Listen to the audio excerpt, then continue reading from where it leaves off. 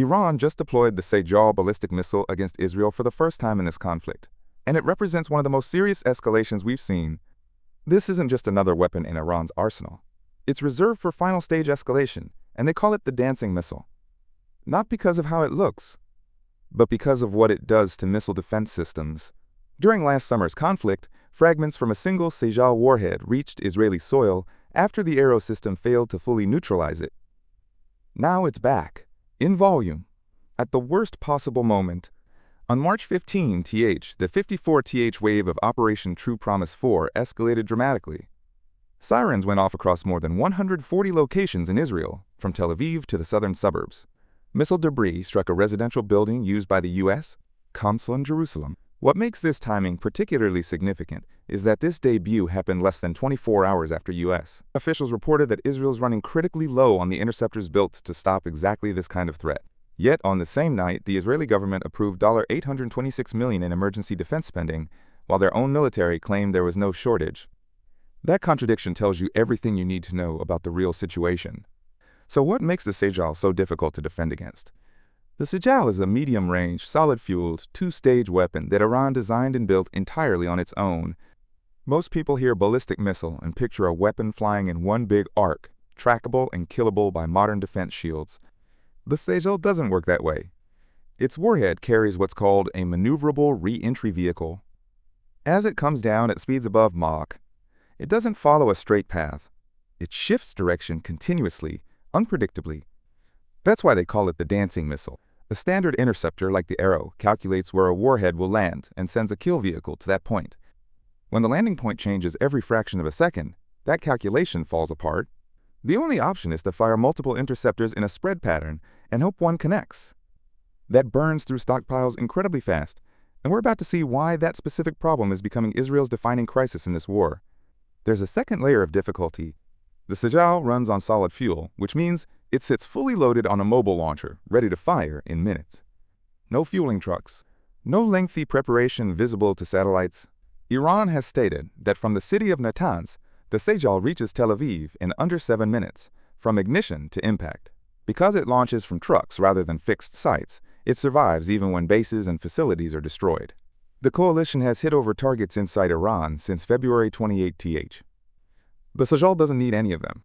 Iranian engineers have also reportedly coated the Sejal in radar-absorbent material, shrinking its radar cross-section, harder to see on screens, harder to track during descent, harder to kill.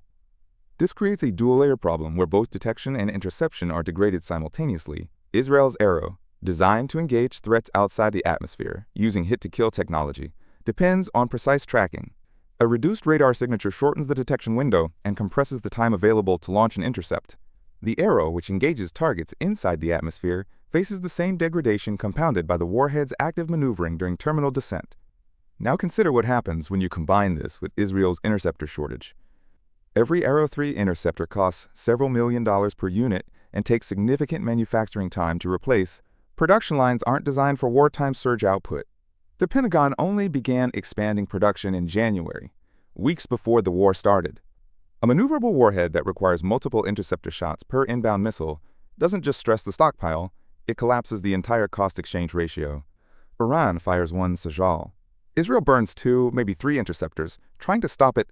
Multiply that across dozens of inbound missiles per day, and the deficit accelerates faster than any factory can fill it. Even in a best-case scenario, the math doesn't hold. It gets worse. CNN confirmed that Iran has begun equipping its ballistic missiles with cluster munitions. Israeli officials say roughly half of the projectiles Iran has recently launched carry cluster warheads that disperse around 20 to 24 bomblets. Once those bomblets are released, systems like Iron Dome aren't designed to clean up the entire spread. At least 3 people have already been killed by these weapons, including 2 at a construction site in central Israel. 12 people total have been killed by ballistic missile strikes across the duration of this war. So the picture forming is this. Israel's high-altitude interceptors are under severe strain. Iran's newest weapon is specifically engineered to worsen that strain by demanding more interceptors per engagement. Half the inbound missiles are now carrying warheads that scatter smaller munitions even if the main body is killed. 3 layers of pressure converging simultaneously on a defense system that was already depleted when the first wave launched. Now look at the contradiction between what both sides are projecting. Defense Secretary Pete Hegseth stated that Iran's entire ballistic missile production capacity has been functionally defeated. The IDF claims over strikes inside Iran since February 28th. Yet, Iran's response is 54 waves and counting, including the debut of its most technologically advanced indigenous missile, a weapon that requires precision, solid fuel manufacturing, sophisticated guidance assembly, and maneuverable re-entry vehicle integration. If production has been functionally defeated, this weapon shouldn't exist on this battlefield. There are two explanations. Either the assessment is premature, and Iran still retains manufacturing, or launch capacity the coalition hasn't located, or the Sejal was launched from pre-war stockpiles, meaning Iran is now reaching into its strategic reserves. Iran entered the war with an estimated ballistic missiles of varying range and capability.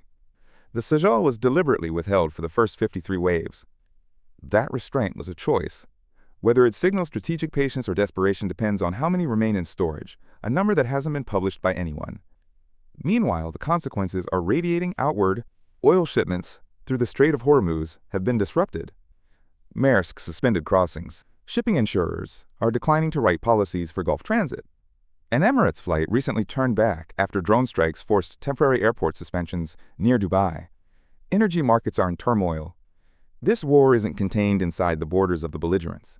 It's repricing risk across the global economy in real time. The plan from America and Tel Aviv was overwhelming air superiority, destroy the ability to shoot back, force a political collapse. The reality is a nation absorbing catastrophic damage to its fixed infrastructure and continuing to launch from dispersed mobile platforms using solid fuel weapons that don't require the facilities being bombed. The plan for Israel's defense was layered interception, Arrow for long-range threats, David Sling for mid-range, Iron Dome for close-in rockets. The reality is a stockpile under pressure from a warhead specifically designed to defeat layered defense math, with cluster munitions scattering below the interception floor. The dancing missile is now airborne, and the question neither government has confronted publicly is how many more waves this conflict can sustain before the numbers run out entirely.